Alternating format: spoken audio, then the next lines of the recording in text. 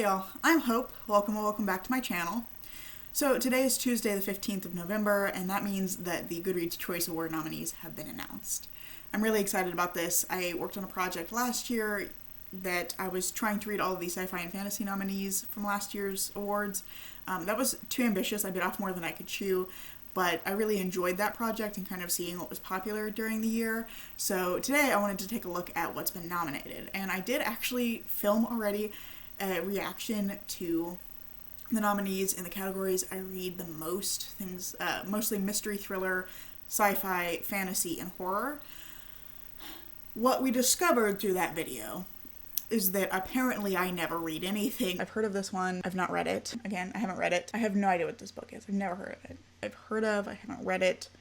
I'm a great booktuber. I read books. Or at least I don't read new releases very consistently. I thought it would be fun instead to go through and predict what I think the top 10 books will be for those 4 categories based on what I've heard about the books and the numbers of people that I have seen talking about them.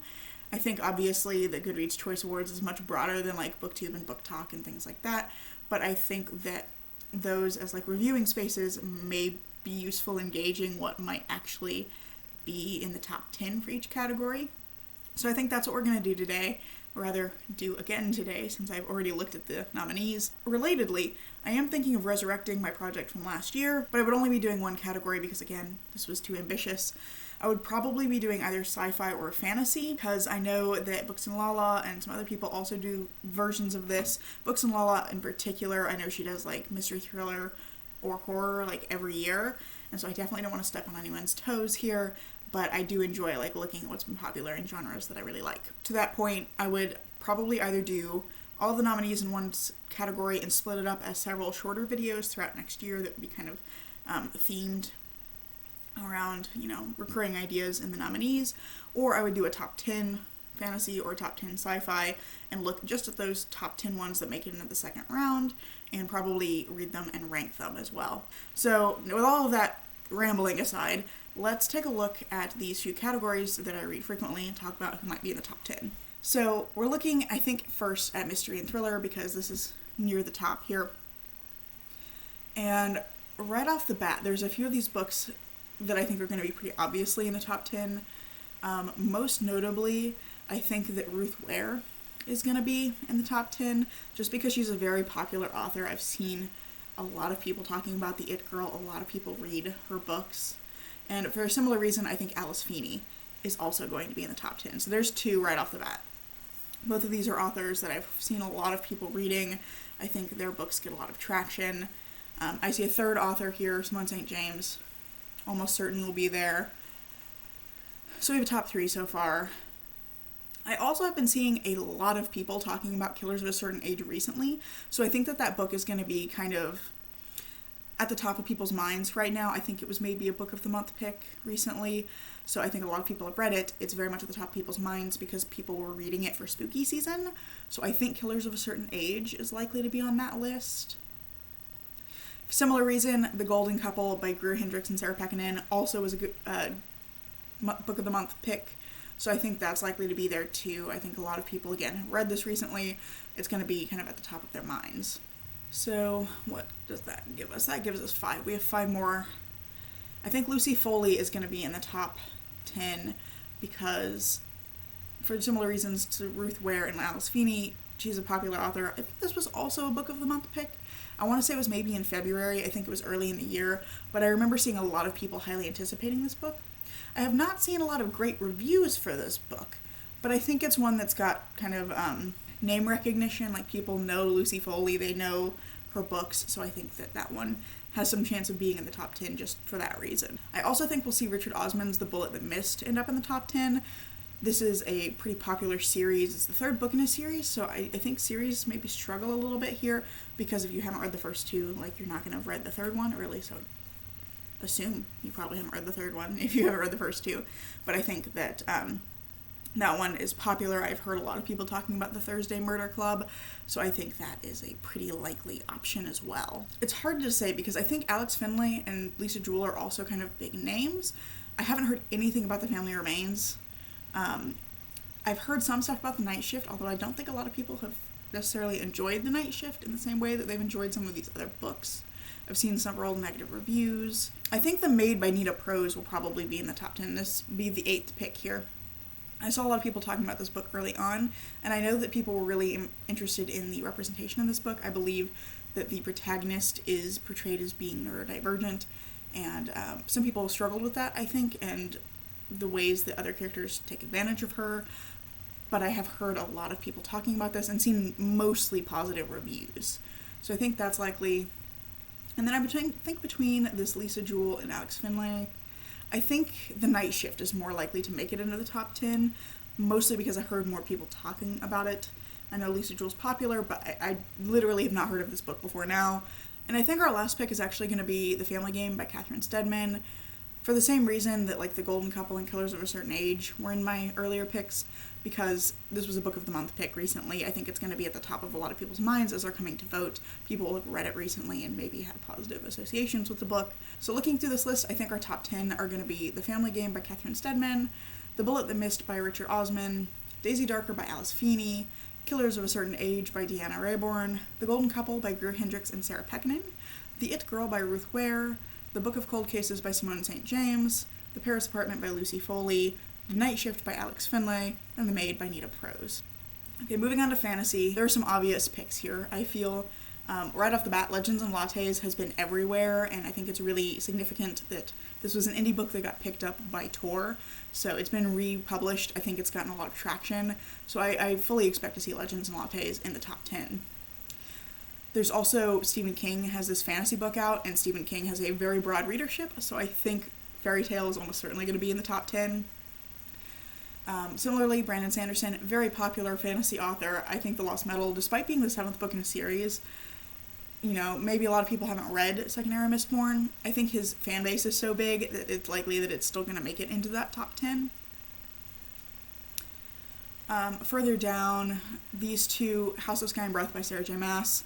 She gets nominated, like, every year she has a book out. She has a huge fan base. I fully expect to see House of Sky and Breath in the top 10. I think there's no doubt about that. And then the Atlas 6 is kind of similarly to Legend Lattes, an indie book that got picked up by a major publisher. It's gotten a lot of traction. It's everywhere. I see it like on book stands all over the place whenever I go into stores. I sound like I go to a lot of bookstores. I mean, like, in my town, there's like, it's in every bookstore I've been into. But yeah, I think that one is got a lot of popularity, so I expect that one will be there as well. So that's kind of the first half of our list covered. Another one I expect to see will be The War of Two Queens by Jennifer L. Armentrout, mostly because this book is a part of a massively popular series.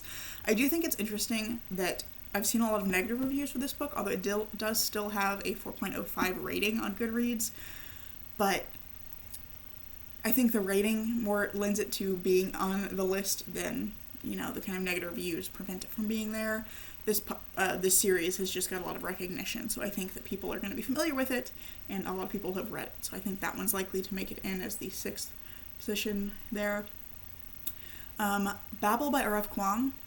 I've seen a lot of people mentioning this book recently. I've been dying to read it myself. It was one of my most anticipated books of the year.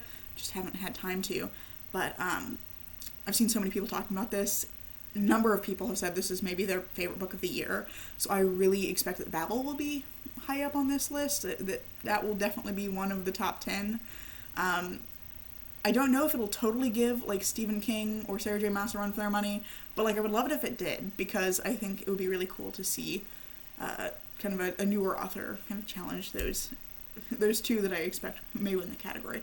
But yeah, I've just seen a lot of people talking about how wonderful Babel is, so I think that it would be, it will most likely be on this top 10. When it comes to stuff that's going to have a lot of recognition, you have, like, The Golden Enclaves by Naomi Novik.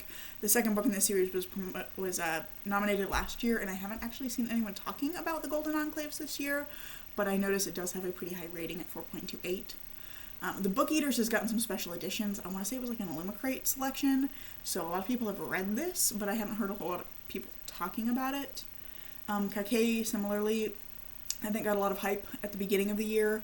I have seen a few people read this. I've seen this more on, like, people's TBRs, something that they want to read, but I think that name is quite familiar to a lot of people. And then Daughter of the Moon Goddess is another one that I've seen a lot of people talk about. And I'm actually going to choose Daughter of the Moon Goddess as my 8th book on this list because I've seen a ton of really good reviews for this, saying that Sue Lin Tan's writing is really beautiful, so I think that this one is likely to get into the top 10. Of the other ones, I have, 2 left, 9 and 10. I'm actually, I think, going to say that I think The Golden Enclaves will be nominated because the second book was nominated last year and this third book has a high rating. And then I think maybe Nettle and Bone. T. Kingfisher has been, I think, popular this year. I've seen a lot of people talking about her books, and Nettle and Bone in particular has gotten kind of a wide readership from what I've seen. So I think it's going to be kind of a surprise in there, but I think that Nettle and Bone might actually make it into the top 10. So then the 10 books I think are going to make it are Nettle and Bone, Legends and Lattes, Fairy Tale, The Lost Metal, The Golden Enclaves, House of Sky and Breath, The Atlas Six, The War of Two Queens, Babel, and Daughter of the Moon Goddess. I think those are the most likely we're going to see in the top 10 for this category. Moving on to sci-fi. This one's going to be a lot harder because I know very few of the books on this list. I've seen almost no one talking about this, but I also, I think I watch fewer people that talk about sci-fi. Based on what I've seen, I think there's a handful here that are likely to be nominated. Nona the Ninth will almost certainly be nominated as in the top 10 because that series is just so popular and has been particularly... The fandom has been quite active lately because Nona the Ninth was released pretty recently. I also think that The Daughter of Dr. Moreau will get nominated because Sylvia Moreno Garcia is a relatively well-known name, at least on BookTube anyway. There's a lot of people that have been picking up this book. Whether or not they've been reading it, I don't know, but I've seen a lot of people at least hauling it and putting it on TBR, so I think that this one has some name recognition. And then Leech is another one that's pretty recent, and I've seen several people talking about it recently. I thought it was horror as opposed to science fiction, but I think that because it's been kind of on people's minds lately, I think this one could very much make it into the top 10. And then I think Blake Crouch is a big name. That book will almost certainly make it into the top 10 just because it's Blake Crouch, and I know he's a very popular author. Similarly, I think Leviathan Falls by James S.A. Corey. Really well-known name. It's going to make it onto the list. Sea of Tranquility by Emily St. John Mandel, a book I know nothing about. I've never read anything by this author, as I hadn't with the previous two, but she's a relatively well-known name in sci-fi, so I think that one is pretty likely to make it in. So we have, 4 left, and this is where my ignorance of a lot of these books is going to make this difficult, because I've heard of a couple of them, but not very many. I think for name recognition, John Scalzi is quite well known. At least I've heard of him quite a bit, particularly his Old Man's War. Is that a standalone or a series? I'm not sure. But it's a name that I think people will recognize. Again, this is a little harder because I'm not as familiar, but I think that Kaiju Preservation Society may make it onto that list. I've also heard some good reviews of this one. I've heard it's very fun, so I think there's a possibility for that one. I think also the other one I've heard about somewhat is How High We Go in the Dark by Sequoia Nagamatsu. This, I think, is like a series of short stories that are interconnected in some way. I'm not certain about that, but I've heard some really good reviews from the people who have read it. I've heard good reviews of it. So I think that How High We Go in the Dark is definitely a possibility. The two, I think, just in terms of, readership, I think Station Eternity maybe, because I think this is some sort of murder mystery thing, which I think murder mysteries tend to draw people. I think it's a kind of comfortable plot engine for a lot of people, so I'm going to say Station Eternity by Mur Lafferty. I've also heard a few people talking about this and saying that it was really entertaining and really good, so I think that could be one, so let's place that one as number 9. And then I think Ocean's Echo, because Emarina Maxwell has an existing fan base from Winter's Orbit, and I think that there's a lot to be said for romance as an element in a book. I know that this isn't explicitly romance, but it's science fiction with a romance element, so I think that could potentially draw some people to vote for that one. So I think those are going to be our 10. So we've got Kaiju Preservation Society by John Scalzi, Nona the Ninth, Upgrade by Blake Crouch, How High We Go in the Dark by Sequoia Nagamatsu, Station Eternity, I've lost count already, 1, 2, 3, 4, Station Eternity by Mur Lafferty, Leech by Hiron Ennis, Leviathan Falls by James S.A. Corey, The Daughter of Dr. Moreau by Sylvia Moreno Garcia, Ocean's Echo by Everina Maxwell, and Sea of Tranquility by Emily St. John Mandel. I'm not as confident on these picks as I was on some of the other genres, because I just am not as familiar with some of these other books. So it's entirely possible that some of these other ones have been really popular elsewhere and have really wide readership, and I just don't know about it. And yeah, I've never heard of most of them. Okay, so the last one we're going to look at is horror. This one, I'm familiar with quite a few of the books on this list. I don't know much about them, but there's a few that I've seen recently that I think are likely to make it on the list. So right at the top, House of Hunger by Alexis Henderson. I saw this one was quite anticipated. A lot of people really liked her previous book, The Year of the Witching, which I think was also nominated last year. So I think that House of Hunger could very much end up in the top 10. Similarly, Such Sharp Teeth by Rachel Harrison. I think a lot of people read Cackle last year by her, and so I think this is going to be a book with some name recognition. Also, I've heard that it's pretty good. It's kind of a funny comedic horror kind of a thing. We also have more T. Kingfisher, and this one I've heard about almost to the same level as Nettle and Bone, so I think that What Moves the Dead could make it into the top 10. I think a lot of people have been reading this, especially because it's very short. It's very easy to get through, so I think What Moves the Dead could definitely be on the list. And then looking at some authors that have some name recognition, I think that we'll probably see Jennifer McMahon's The Children on the Hill end up in the top 10, because this is a popular thriller author I've heard a lot about, and I've seen several people reading this book, although I don't know that I know much about how people have been reviewing it. Similarly, Sundial by Catriona Ward. I haven't seen people necessarily reading this specific book, but I know that Catriona Ward is a popular author, and some of her other books, particularly The Last House on Needless Street, which I think was nominated last year, have been popular, so I think that this one could very well end up in the top 10. I'm going to also put on the list Our Wives Under the Sea by Julia Armfield, because this is a novella that I think it's a novella. This is a book, I think it's gothic, that I've seen a lot of people talking about, and I don't think I've seen any negative reviews for this one. It might be lower here. Yeah, it's a little under 3 stars, but still pretty good. But I've seen a lot of people talking about that book, so I think that that one will probably end up on the list. I think that Darcy Coates is also quite a popular author. I've heard a lot about her books. I don't know anything about Gallows Hill, but again, an author with name recognition, I think Gallows Hill will also end up on the list.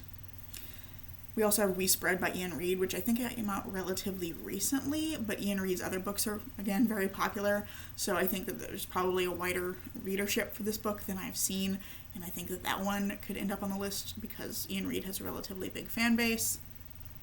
Then there's The Hacienda, which I think is a bit of a toss-up here, but I want to include it on this list because I've seen so many people talking about it. Whether or not they've read it, I don't know, but I've seen a lot of people mentioning it in TBRs. I am currently reading it and really enjoying it. I think it's a good book. I've definitely seen some mixed reviews, but I've just seen so many people talking about this. This was a Book of the Month pick, so I think a lot of people saw it and had access to it. So I think that this could definitely end up on the list. And then I think the last one I'm going to include here is, on one hand, I want to say The Fervor by Alma Katsu, just because I know Alma Katsu is a popular horror author, but I've not heard of this book at all. I haven't seen a single person talking about it. So I think I'm actually going to include maybe Hidden Pictures. I think we'll do Hidden Pictures by Jason Rekulak, because this is another one that I think is a recent release, and I've seen a lot of people talking about it.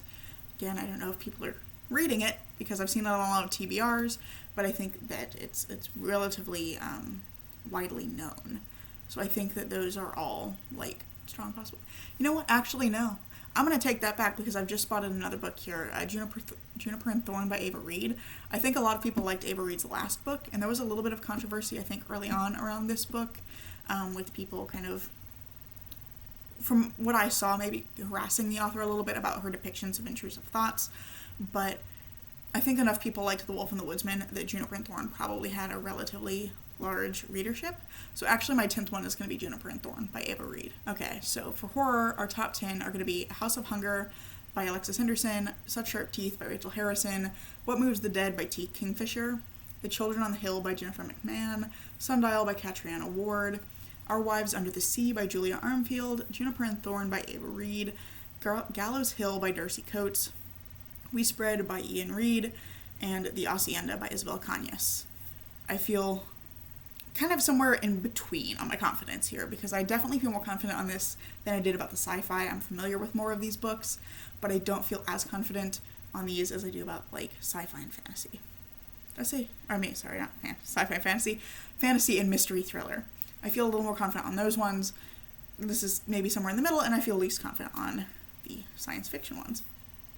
So those are all of my predictions for what's going to be in the top 10. I'm definitely going to be revisiting this in a couple of weeks once we roll over into the round 2 voting. But yeah, I think this is a lot of fun. I am really interested to see what actually does make it into the top 10. I'll be really excited if I'm right on any of these.